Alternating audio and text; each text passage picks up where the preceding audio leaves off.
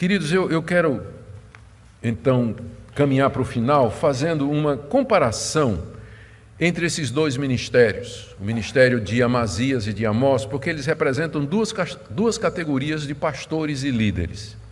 O que é que o ministério de ambos nos revela? Quais as principais diferenças entre eles? Então, eu anotei aqui 5 ou 6 diferenças que eu queria rapidamente ver com vocês. Primeiro, a questão da motivação. Qual era a diferença entre Amazias e Amós? Primeiro, é a razão que levou cada um a fazer o que fez. Amazias parecia extremamente zeloso com a religião de Israel. Ele queria aparentemente defender o rei, ele queria defender o templo, ele queria defender o culto, ele queria defender a teologia do Reino do Norte e ele queria defender a situação para que tudo permanecesse em paz. Mas, na verdade, ele fazia isso porque ele estava apegado ao seu cargo, à sua função e à sua posição. Ele gostava do prestígio, do lucro, das vantagens e da segurança financeira. Então, na verdade, ele estava defendendo os seus interesses. Mas isso não tinha zelo pela glória de Deus e pela verdade. A preocupação dele era pelos seus interesses, pelo seu ganha-pão, seu prestígio, aquela posição que ele ocupava já há não sei quantos anos. E quais são os interesses de Amós? Exatamente o contrário.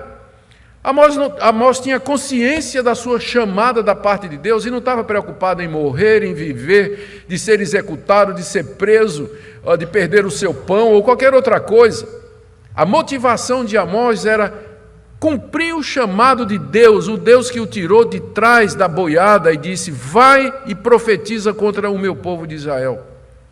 As motivações fazem a mais completa diferença no ministério pastoral. Por que é que uma pessoa entra no ministério pastoral? Por que é que ela se mantém no ministério pastoral? Por que é que ela faz o que faz no pastorado?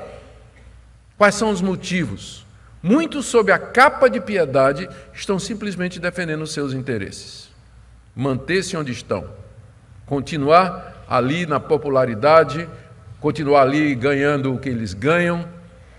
Outros, chamados por Deus, são motivados pela verdade. E querem que o povo conheça a verdade. Querem abençoar o povo, querem de fato pastorear o povo.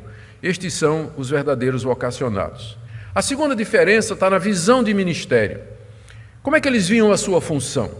Amazias via o ministério, como eu disse, como fonte de subsistência e, portanto, era conveniente não incomodar os mantenedores, né? Então, se você vê o ministério como fonte de subsistência, é importante não incomodar os mantenedores.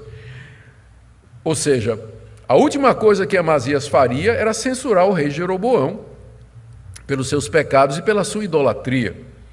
Era conveniente que ele ficasse calado e que simplesmente fizesse aquilo que se esperava dele. O que é que se espera do pastor? Casar, batizar, fazer enterro, visitar, pregar um sermãozinho no domingo, pronto. E no fim do mês está o salário dele lá. Então Amazias simplesmente fazia os atos religiosos sem incomodar ninguém, com sermão incômodo, com denúncia incômoda, com confronto, com interpelação.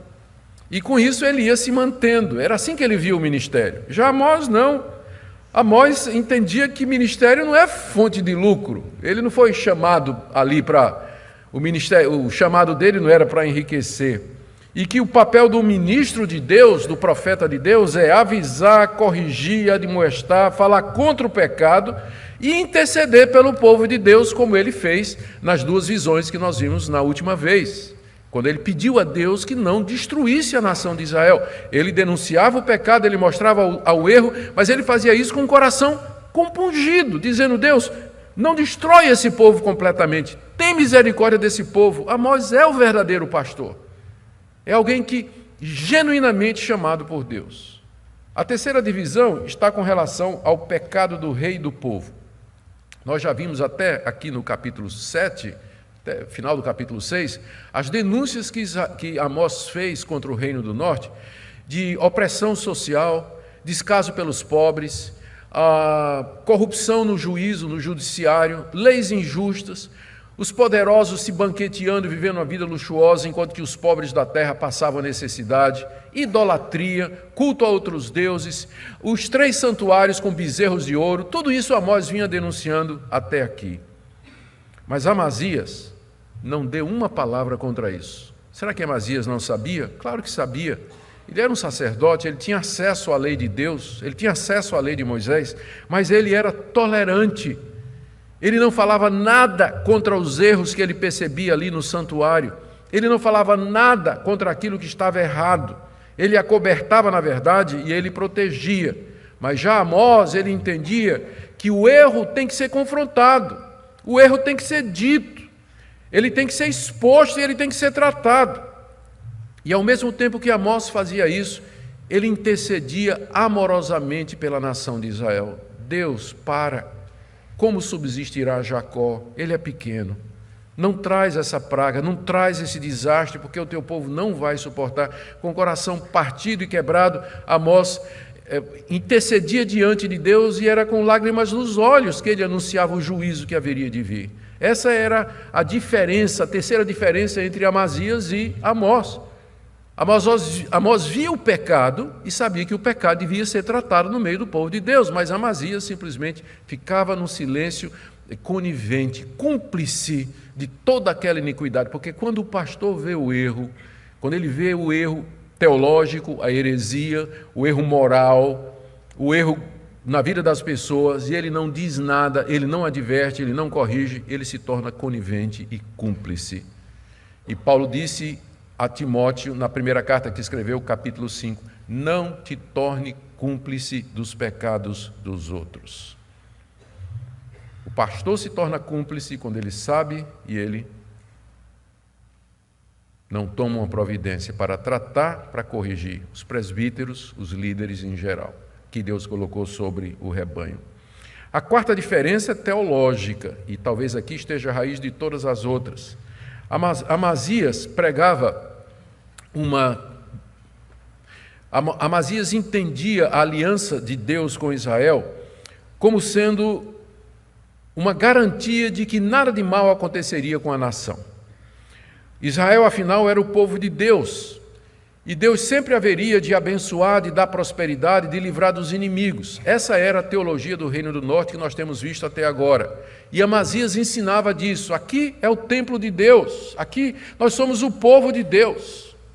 Deus, portanto, vai nos proteger, nada de mal vai nos acontecer. E era completamente diferente de Amós, porque Amós dizia, sim, de fato, nós somos o povo de Deus, e Deus tem uma aliança conosco, mas o resultado disso não é que Deus vai fechar os olhos para os nossos pecados, o resultado disso é que Deus vai nos punir por nossas transgressões. No início do capítulo 3, que nós vimos, Amós disse assim, de todas as nações da terra, somente a vocês Deus escolheu, por isso Deus vai punir vocês por todas as suas iniquidades. A eleição, a escolha de Deus implicava em responsabilidade e não uma desculpa para que as pessoas vivessem no pecado, como o falso profeta Amazias ensinava lá no santuário de Betel. E aí vem a diferença na mensagem, que é a quinta diferença. Amazias dizia, está tudo em paz, Deus está conosco, Ele é o Deus da aliança, é o Deus do amor e Deus da graça. E não falava de inferno, não falava da justiça, da santidade, da verdade e da ira de Deus. Qual era a diferença para a mensagem de Amós? A mensagem de Amós era essa, por 3 ou 4 transgressões de Israel, eu não perdoarei o seu pecado. Essa era a mensagem de Israel. A mensagem de Amós. Andarão 2 juntos se não estiverem de acordo. Escolhi vocês de entre todas as nações da terra, por isso eu vou punir vocês pelos seus pecados. Veja como a teologia, ela influencia a pregação. E aquilo que é dito. A questão, às vezes, não é o que os pastores dizem, mas o que eles deixam de dizer. É o que eles nunca tocam, assuntos que eles nunca mexem, que eles nunca trazem para o púlpito. Quando eles pregam, não estão dizendo nada errado. Mas aí você tem que perguntar, o que é que ele não está dizendo? O que é que ele não está pregando? Por que é que esse assunto nunca é tratado? Por que é que isso nunca é trazido? A diferença pode estar exatamente na questão teológica. A última diferença é com relação à fidelidade ao ministério. Amazias corrompeu a sua função. Na lei de Moisés está dito que a função do sacerdote era instruir o povo na lei de Deus. A mesma coisa repete o profeta Malaquias no capítulo 2, de 5 a 7, que o sacerdote ele é o anjo do Senhor e dele o povo vem saber qual é a vontade e as palavras de Deus. Amazias corrompeu completamente o seu chamado e a sua vocação. Mas Amós foi fiel, mesmo sem sucesso.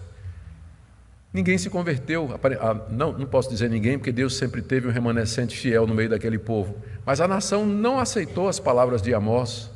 O rei não se converteu, Amazias não se converteu, o povão não se converteu. O resultado é que, poucas décadas depois, o rei Sargão II, à frente do seu exército assírio, invadiu e tomou o reino do norte, derrubou todos os altos, acabou com Samaria, matou quase todo o povo e o que sobrou ele levou cativo.